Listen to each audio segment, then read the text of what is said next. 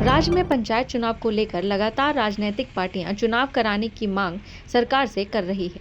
साथ ही विपक्ष आरोप लगा रहा है कि सरकार पंचायत चुनाव कराने से डर रही है, क्योंकि सूबे में विकास के नाम पर जनता को छला गया है। वहीं सूबे की मुख्य विपक्षी दल बीजेपी का कहना है कि सरकार जानबूझकर पंचायत चुनाव नहीं कराना चाहती है, जबकि राज्य निर्वाचन आयोग 2019 में पंचायत चुनाव समय से कराने की बात कह चुका है। पड़ोसी राज्य बिहार में कोरोना के बावजूद पंचायत चुनाव कराए गए। उसके साथ ही 5 राज्यों में विधानसभा के चुनाव होने वाले हैं, लेकिन राज्य सरकार पंचायत चुनाव नहीं करा रही है, जिसमें सबसे बड़ा मुद्दा भ्रष्टाचार और हार का डर सरकार को सता रहा है। यहाँ का निर्वाचन आयोग ने सरकार को बकायदा लिखित दे दिया है कि हम चुनाव कराने के लिए तैयार हैं। 2019 में ही एकदम समय से वो रेडी हो गए थे जो हम लोग चुनाव कराएंगे, लेकिन राज्य की सरकार जब बिहार में कोरोना और बाढ़ दोनों ही है, तब उन्होंने पंचायत के चुनाव कर दिए। अपने पश्चिम बंगाल के चुनाव संपन्न हो गए, 5 राज्यों के और चुनाव हो रहे हैं, वो भी संपन्न हो जाएंगे। राज्य की सरकार नहीं कराएगी। क्यों नहीं कराएगी? एक तो इनको डर है। डर यह है कि भाई हम लोग जीत के नहीं आने वाले हैं, और जीत के नहीं आने वाले हैं इसीलिए इन्होंने जो हम लोग पार्टी के माध्यम से चुनाव करा रहे थे उसको पहले उन्होंने खारिज किया। दूसरा डर यह है कि भाई नीचे तक हमारी पोल पट्टी खुल जाएगी। तीसरा जो सबसे बड़ा कारण है वो है भ्रष्टाचार। वहीं जेडीयू का कहना है कि राज्य में पंचायत चुनाव इसलिए नहीं कराए जा रहे हैं कि सरकार सीओ और बीडीओ के माध्यम से पैसे की लूट कर रही है। अगर चुनाव होंगे तो मुखिया और जनता के चुने पंचायत के प्रतिनिधियों को उनका अधिकार मिल जाएगा। सरकार पूरी तरीके से भ्रष्ट हो चुकी है, जिसकी वजह से पंचायत चुनाव कराने से बच रही है। पंचायत चुनाव इसलिए नहीं होंगे क्योंकि राज्य सरकार का मुख्य उद्देश्य है राज्य में भ्रष्टाचार को बढ़ाना। सीओ के माध्यम से, बीडीओ के माध्यम से यह सरकार जो है पैसा तसीलने का काम करती है।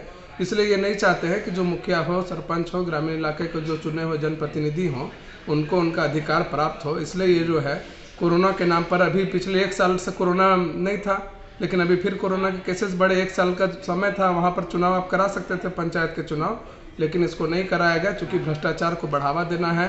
सीओ बीडीओ के हाथों से पैसा की उगाही राज्य सरकार को करनी है। इसलिए मुखिया के पास में और ग्राम पंचायत के लोगों के पास में पावर ना चला जाए, इसलिए पंचायत चुनाव कराने से ये सरकार भाग रही है।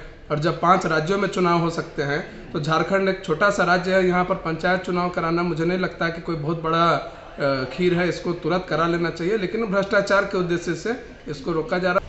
वहीं इन पूरे आरोपों पर विराम लगाते हुए कांग्रेस का कहना है कि गठबंधन सरकार लगातार विकास कार्य कर रही है, जिसका लेखा जोखा सरकार ने जनता के बीच में पिछले कुछ दिनों पहले ही पेश किया है।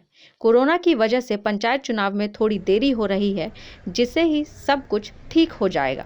सरकार पंचायत चुनाव कराएगी। देखिए, राज्य सरकार की कामयाबी को देखकर विपक्ष परेशान सा हो गया है, और उन लोगों के पास कोई ऐसा काम नहीं रहा सिवाय आरोप लगाने के।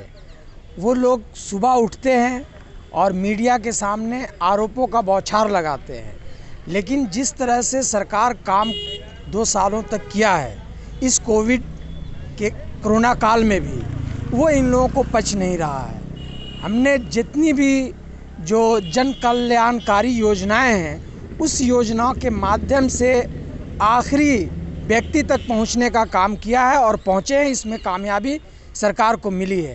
तो ये सब विपक्ष को पच नहीं पा रहा है, इसलिए तरह तरह की बात कर रहे हैं। ये लोगों के पास कोई काम नहीं रह गया, ये क्षेत्र में कहीं नज़र नहीं आते।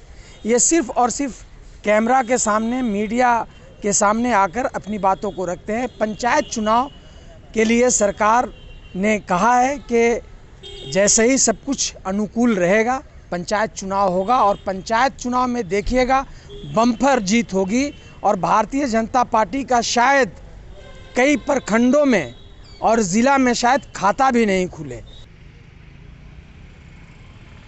न्यूज़ विंग के लिए मनीष झा की report.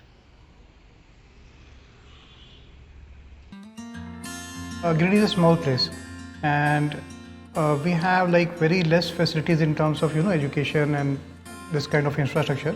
It came to our mind that basically there should be good opportunities for the students of Giridih, those who are leaving the town and going outside for studies, their higher studies and their education. I wanted my son to start with the coding classes, So I researched it online, I got through all the reviews and everything. Then I got in touch with the White Hat representatives, and I was very happy with the progress and all how he was doing. So then I thought that why not to implement it in our school so that all the students are able to learn, this thing.